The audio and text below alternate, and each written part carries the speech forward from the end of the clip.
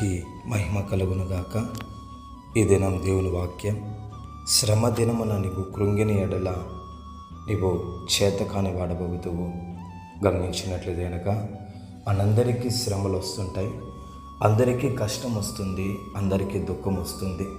అయితే ఎవరైతే ఆ శ్రమ వచ్చినప్పుడు, కష్టం వచ్చినప్పుడు, దుఃఖం వచ్చినప్పుడు కృంగిపోతారో వారు చేతకాని వారు అవుతారనేసి లేఖనం సెలవిస్తూ ఉంది.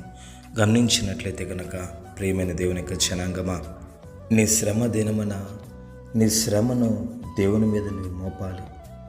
ఈ భారం యెహోవా మీద మోపుము, ఆయనే నేను ఆదుకొనును అనే లేఖనం సెలవిస్తున్నట్లుగా నిశ్చయముగా నీవు ఉన్నటువంటి శ్రమ అంతటిని, నీ భారం అంతటిని, నీ వేదన అంతటిని కూడా దేవుని మీద నువ్వు మోపాలి అనేసి దేవుడు కోరుకుంటున్నాడు.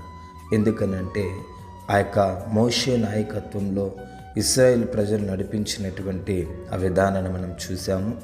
మోషే తర్వాత యెహోషువకు ఆ యొక్క నాయకత్వ పగ్గాలు అప్పగించిన తర్వాత యెహోషువ తన యొక్క శ్రమ దినమున కృంగక దేవుని వైపు చూచాడు. ప్రజలు కూడా అనుకుని ఉంటారు, ఈయనేం నడిపిస్తాడు, ఈయనకేం తెలుసు అనేసి. అయితే యెహోషువ తనకున్నటువంటి శ్రమ, తనకున్న భారం అంతటినీ దేవుని మీద మోపడం జరిగింది. అదే ప్రకారముగా యెహోషాపాతు తన మీదకి వచ్చినటువంటి యుద్ధము విషయంలో శ్రమ దినమున అతడు కృంగక అతని యొక్క భారం అంతటిని కూడా దేవుని మీద మోపాడు. దేవుడే తన ముందు నడిచి, సైన్యములకు అధిపతిగా యెహోవా తన ముందు నడిచి యుద్ధాన్ని జరిగించి గెలిచేటట్లుగా దేవుడు సహాయం చేశాడు. అంటే గమనించండి ప్రియమైన దేవుని యొక్క జనాంగమా, శ్రమ దినమని నువ్వు కృంగిపోక, సోలిపోక నీ దేవుడిని యెహోవా మీద నువ్వు ఆనుకో, ఆయన మీద నీ భారం మోపో. నిశ్చయముగా నీ శ్రమ దినమును కృంగిపోక ఆయన నిశ్చయంగా నిన్ను పైకి లేవనెత్తే దేవుడు.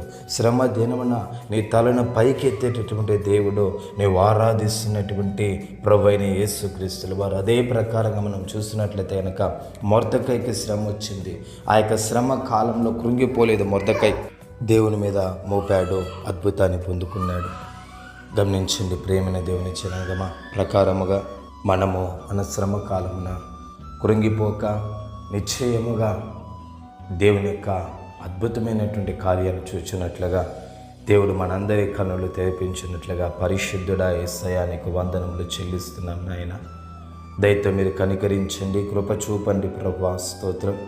మేము శ్రమ దినమున కృంగిపోకుండా, సోలిపోకుండా దేవా మా కన్నులు పైకెత్తి కేవలం మిమ్మల్ని మాత్రమే చూచి అద్భుతాన్ని పొందుకునే కృపను మాకు అనుగ్రహించి సహాయము చేయవలసిందిగా యేసు నామంలో అడిగి పొందుకొని ఉన్నాము పవిత్ర తండ్రి.